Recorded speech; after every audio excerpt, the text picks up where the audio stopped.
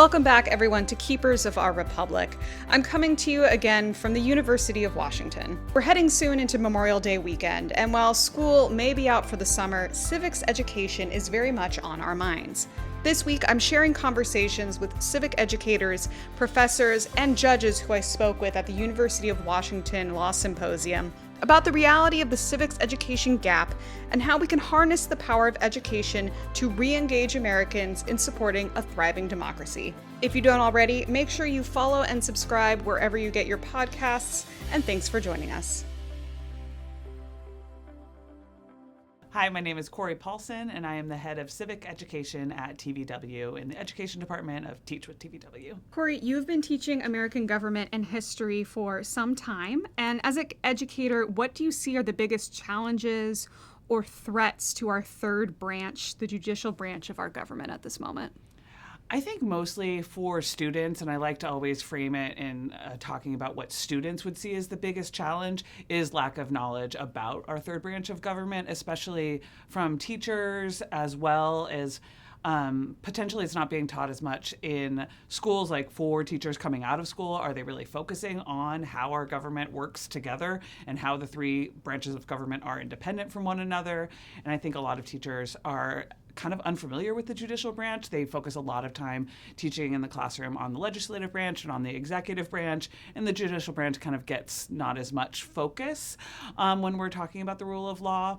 It's really complicated, and so I think it's often teachers, I know myself, would teach it, of course, because it's an important thing to teach, but wouldn't want to get anything wrong because it's so complicated. And if you're not involved in the judicial system yourself, so having gone through it, or, are a lawyer yourself, it's really challenging to do that. And so students aren't getting as much of that in-depth knowledge. They're definitely studying the landmark cases and, looking into Supreme Court cases, but maybe not as much on kind of the day-to-day level. I don't think that students or teachers know what a district court does on a day-to-day level, even though that's the court that if you're going to go to court, that's going to be the one, district or municipal, but knowing what the differences between those are, I think that generally people, when they come out of high school, aren't going to know that unless they find themselves in one of those courts.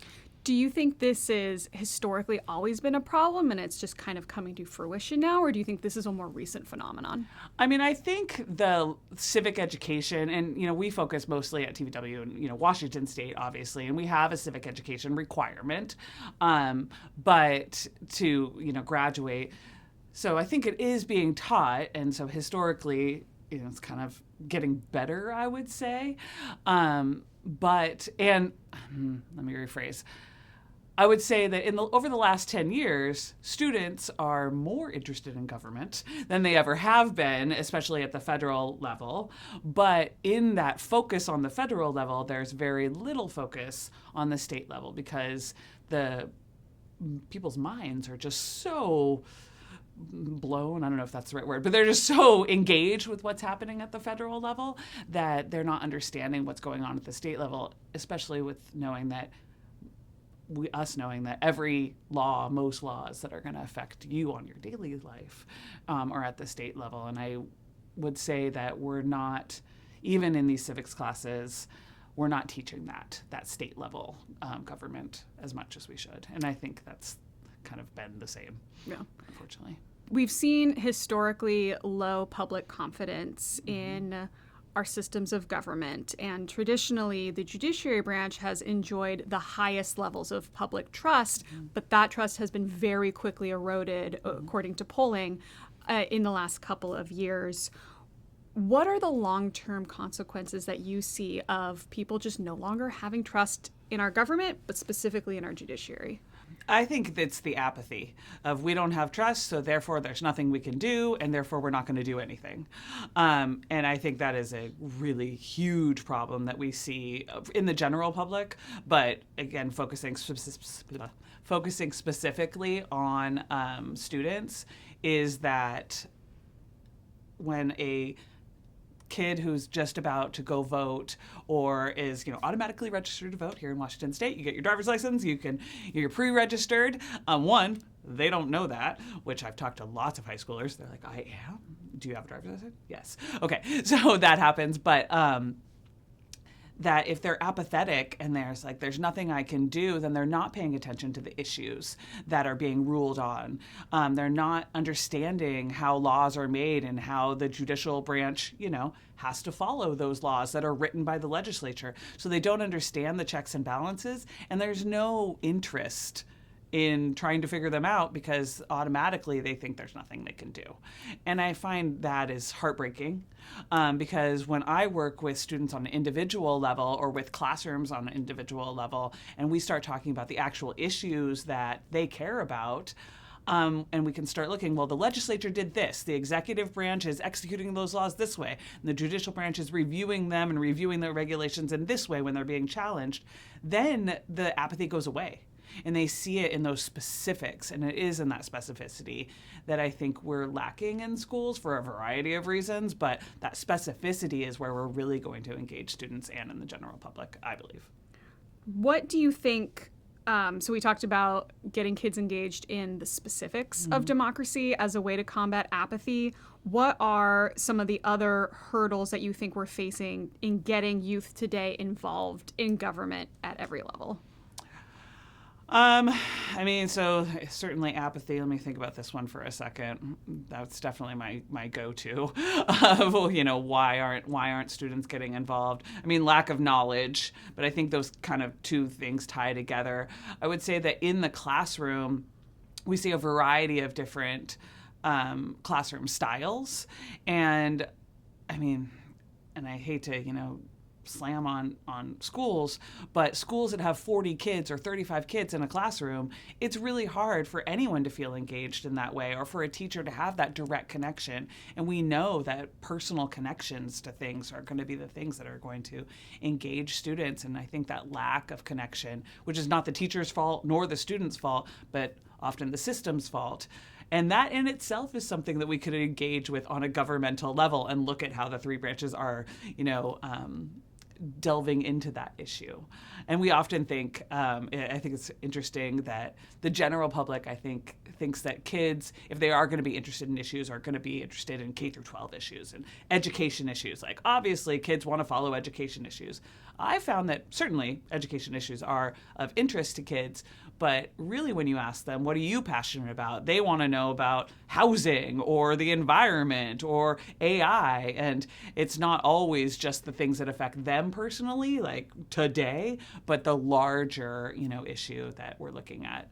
And I just also wanted to say, media literacy is a huge, big thing that, of course, we need to address. And lateral reading could help, looking at a variety of different sources. At TVW, we firmly believe that students and the general public should have access to primary sources of what's happening in our government. So they should be looking at both what the Democrats are saying and what the Republicans are saying and examining that, critically thinking about those things, and then having that access to ask further questions of those elected officials. And I think that's so important.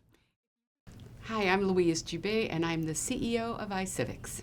There's kind of a perception that kids, particularly K through 12, they don't care about government, they don't care about news, they don't care about what's going on, they just maybe want to play video games and hang out with their friends. Do you think that's a correct assumption?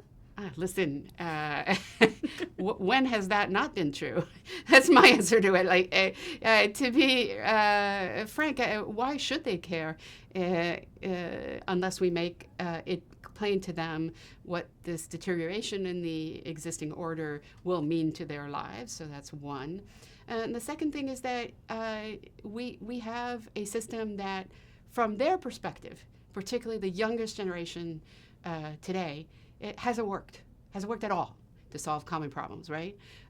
We've had, if you just take within their experience, school shootings, protecting children really needs to be a central priority, for example, right? And it hasn't worked. We've tried a lot of things and they haven't worked. So I think that's the issue for them. We have to make sure that the way we explain the system is a two-way street. Yeah, you need to care about this, because if you don't care about this, this is what will happen to your life. But also, the American experiment is not a checkbook. It is not a place where you can just live and survive. it requires you to be involved. This is a very demanding system of citizens, right? Our founders created a system that isn't based on ethnic origin or any other thing. It is based on a series of rules, but it requires you to be involved. So all of those things that don't work right now, whatever they are, they can be changed, or they can be adapted, or they can be made to work to solve problems. And we take a very nonpartisan approach. It is not about wanting a particular outcome. It is simply equipping new citizens so that they can ensure that the rules are set up so we can solve problems. And that's a very difficult message, but it is a message that can resonate if we carry it the right way, in a way that's relevant to their lives. What do you think are some of the hurdles that students or youth face in trying to be involved? Is it just a wanting it issue or an education issue, or are there other barriers in place? Well, I think it's definitely a one we need to do it issue. So civics has been in the decline for many, many decades. We have a system that has prioritized literacy skills, both math, science, and reading, to the detriment of social studies. I think that's a real problem, especially today. But in order to reverse that trend would require a lot of energy from a lot of people to make this a priority. We have a growing movement. It's called Civics Now, that iCivics runs. It is a 450-member organization. That organization includes a lot of different organizations that are across the spectrum of ideological thinking viewpoints, museums, all sorts of different groups coming together to say civics should be a priority. We then have a set of policy team that is distributed among the region in our country. We do work at the federal level as well. The goal of all of that is to establish enough time and importance in K-12 so that we actually teach civics and history in a way with enough depth that students can understand some of the things that we were just talking about, why we require a system that has compromise baked in to its system, for example, why pluralism and viewpoint diversity are really important. So those are two of the structural pieces that we try to push for. And once we have that, we need trained educators. So K-12 educators in social studies, they are fantastic, but they need support just like every other educator in our country does. And right now, the level of support for them is incredibly limited. That can all be changed, and it can be improved, but it does require a lot of focus, attention. So if I had to say one thing that the legal profession could do, would be to get involved in that, right? In pushing for the infrastructure we need to make sure that the young people are actually even exposed to these ideas, right? So that would be one step anyway. Erwin Chemerinsky. I'm Dean and Professor of Law at the University of California, Berkeley School of Law. We do a poor job of civic education in this country. There are many measures of this. More people can name some of the seven dwarfs than can name justice on the Supreme Court. Half the people don't know how a law is adopted in Washington. A third of the people can't name the branches of the federal government. I think that the legal profession, lawyers, judges, academics, have an obligation to do a much better job of educating the people. Part of that education has to be about what judicial independence is. Part of it's about what the rule of law is, and people understand why an independent judiciary is so integral to the rule of law. What advice would you have for judges, legal professionals, who want to engage in this dialogue, who want to engage in civic education, but maybe are struggling to effectively communicate these often very complex topics in a way that the public can engage with?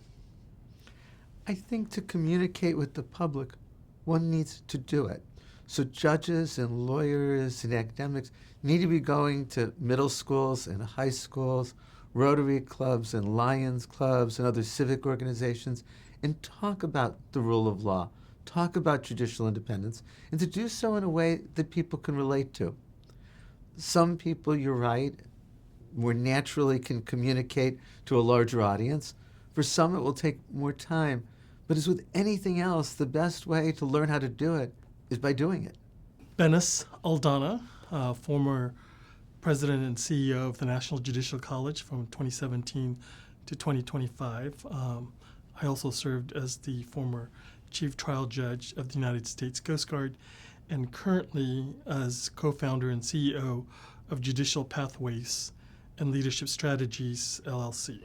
As the former president of the National Judicial College, one of the things I did earlier on in my tenure was to really take heed of Sandra Day O'Connor's call that anyone who is involved in doing justice must also be involved in educating the public, must be involved in civic education. And so one of the things that we instituted is a program called Reading and Robes, which essentially judges in their black robes going to schools, reading a book as part of promoting literacy, but also a book that's related to the rule of law or a story about a judge.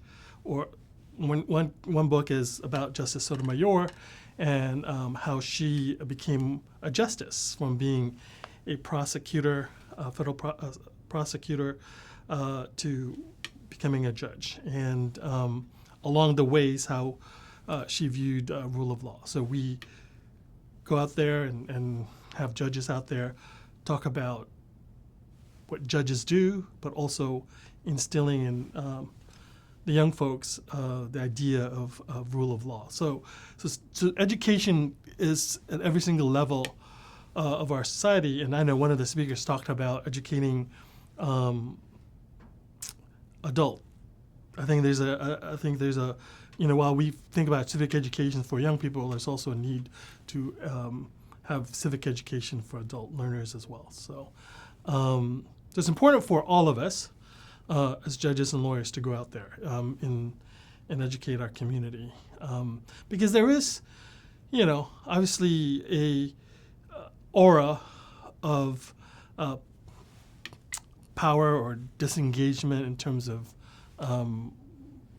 someone in that position of authority, and also sometimes the buildings themselves poses a distance between the people that we serve and the people who access it. So it's a shared responsibility, I think, and for lawyers and judges and lawyers have actual ethical duty to promote independence of justice or the integrity of the system.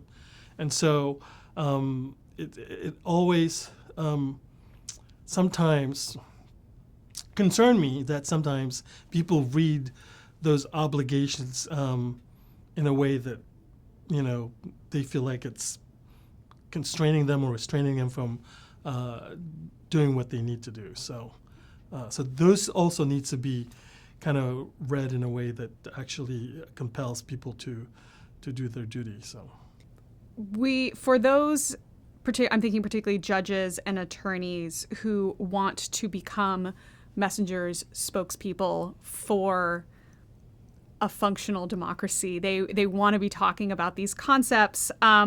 What is some advice you might offer them about how they can effectively communicate the complexities of our legal system and these concepts to the general public a little bit better? So first of all, get out of your bubble. Start publishing in new places. Anybody who's willing to hear your voice that's not other sets of lawyers and judges, give me a call, actually. And but there's a lot that should be done.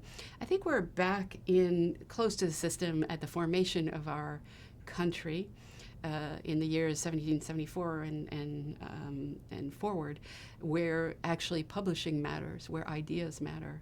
And I think it's important to have these voices out there. I think that they obviously, just stated plainly, putting the ideas in the most concrete consequences possible without doing it in a I'm better than you kind of thing. Just laying out the facts is really important. But I think publishing op-eds or contributing to conversations in your town, going out and meeting with students in schools, in colleges, in vocational school, anywhere you can, is very, very important, as long as we're talking as though we're on an equal playing field. We're all citizens of this country, and we all have to grow up together, and we all just need to understand. I think these are not concepts that people are very familiar with, and so we need to bring it down to, listen, if you want better lighting in your streets so there's less crime, like, you need to be on the lighting committee of your town. Like, there's no other way. Like, so I'm not even talking about big national things. Like, please don't talk about national things. Talk about local things where in what is happening immediately in your neighborhood. When we talk to kids, and we ask them to take up an issue, for example, to see how they can understand the infrastructure of policy on a particular issue, oftentimes they take up school lunch. It's a tough one. I would not advocate for that, but some of them take up accessible ramps for schools, or the availability of oral dentistry tools or resources for their town. All of these projects are things. The last one was in Pennsylvania that one of our youth fellows worked on. That project still exists. He started it, but then the community got behind it, and now there's better oral health for their community. And those are very simple things. And just, take up some issue and explain how the regulations or the process works in order to do that. And once a child or a student finds their voice or has an impact of any kind, the likelihood they will be active in civic life is very, very high for the rest of their life. A lot of people are looking for huge solutions, big national changes. Do one thing, do it well. A small thing is best. I feel that our youth today, and probably forever, thinks that they're not listened to, and that their opinion is not heard, and that it doesn't matter. And we as adults know that that's not true, that most adults do think that youth's opinion matter, and we are looking to what they have to say. But I don't know if we're telling them that, or we're validating their opinion, validating their questions. So if somebody in the profession is talking to a high schooler, asking them first what they want to know and then responding to that. Now, of course, you're going to have to tell them a bunch of things that they don't want to know too, to be able to get to that foundation. But validating their questions and validating what they do already know is going to go a long way. If we had some of your students, let's say middle school, early high school students here right now, what are the questions you think they want to be asking our judges and legal professionals about the judiciary right now? I mean, I think that they do want to know, is the judiciary really being challenged right now? Is it at threat? Because you hear it in the news, you hear it being talked about, and I think they want to understand, is it at threat, and then how so? I think they want to understand how the judiciary comes in and how they are involved in the lawmaking process. They know, they're taught that the judicial branch interprets the laws. What does that actually mean in practice? Youths who are involved in the justice system, we work with those students too. They only see the judicial branch as the people who are sending them to jail. What else do they do? And it's really hard for them to divorce those ideas, and knowing that the judicial branch does other things as well. And so looking at those particular issues, or how does the state judicial branch differ from the federal judicial branch? Is a huge thing that our students really don't understand at all. They only know the Supreme Court of the United States. They don't know anything, unfortunately, about the Supreme Court of Washington State, even though they could contact a Supreme Court judge here in Washington and they would probably talk to them because they're right there and want to engage with those students. And so I think there's a lot of foundational knowledge that they really want to know so that they can grapple with the issues. and then using those examples of whatever case they want to use going through. Like we were looking at the WSU case that was heard before the Supreme Court, the Washington Supreme Court, and they haven't released their ruling yet on Sam's Law and drinking in sororities and things like that. I think that would be an excellent example once the ruling comes out to really talk to students about how it started, how it went from Superior Court to the Court of Appeals to the Supreme Court, and then really showcase those things from the legislative level too of how the law was passed in I think 2019 or something like that. And so those sorts of examples I think would really engage them, and I just don't know if we're doing it as much as we should. I think they'd want to ask why it's not working, why they see all of these results that they cannot understand.